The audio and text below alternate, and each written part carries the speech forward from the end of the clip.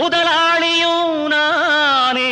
Kamal நேச்சுரல்ஸோட products பற்றி இல்லாமல் containers பற்றி சொல்ல போகிறேன். நிறைய கஸ்டமர் வந்து கிச்சன் ஃபுல்லாக நம்மளோட கண்டெய்னர் வந்து வச்சு ஃபோட்டோ எடுத்து நம்மளுக்கு சென்ட் பண்ணுவாங்க. ஃபீட்பேக்ஸ் ஷேர் பண்ணும்போது அதுவும் சேர்த்து நான் வந்து வாட்ஸ்அப்பில் ஷேர் பண்ணியிருப்பேன். நீங்கள் கிச்சனில் யூஸ் பண்ணுற கண்டெய்னரை விடவுமே இது ரொம்ப ரொம்ப குவாலிட்டியாக இருக்கும். கண்டெய்னர் நீங்கள் அடுத்தடுத்து யூஸ் பண்ணணும் அப்படிங்கிறதுக்காகவே ஒரு கிச்சன் கண்டெய்னர் எப்படி பார்த்து எடுப்போமோ அப்படி தான் இந்த கண்டெய்னரோட குவாலிட்டி நான் பார்த்து எடுத்திருக்கேன். இது வந்து டிரான்ஸ்பரண்ட்.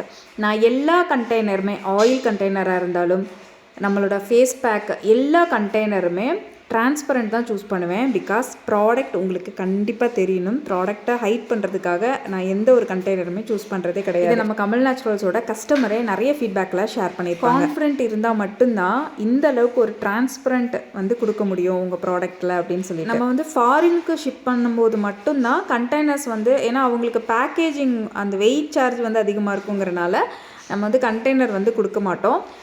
சில பேர் வந்து கண்டெய்னர் பரவாயில்ல கொடுங்க அப்படின்னு சொல்கிறவங்களுக்கு நம்ம கண்டெய்னரோட கொடுத்துருவோம். சில பேர் நம்ம ஆப்ஷனாக நம்மளே சொல்லுவோம் நம்மளுக்கு வந்து ஷிப்பிங் சார்ஜ் கம்மியாகும் அப்படின்னு சொல்லிட்டு. ஸோ மேக்ஸிமம் அவங்களுக்கு மட்டும்தான் கண்டெய்னர் போகாது.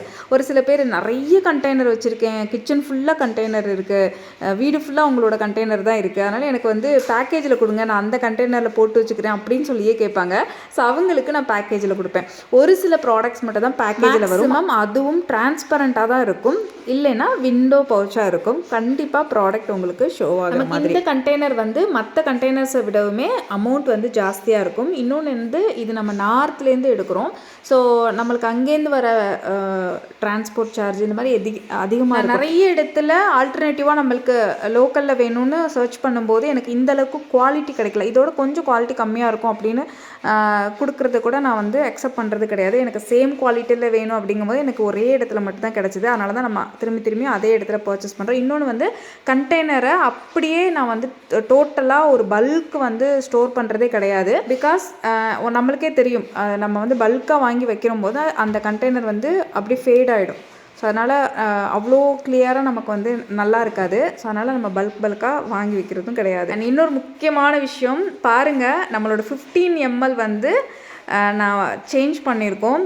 முன்னாடியை விட இன்னும் சூப்பரான குவாலிட்டியில் உங்களுக்கு வந்து இது அழகாக ஒரு சீரம் பாக்ஸ் மாதிரி உங்களுக்கு இந்த கண்டெய்னர் வரப்போகுது.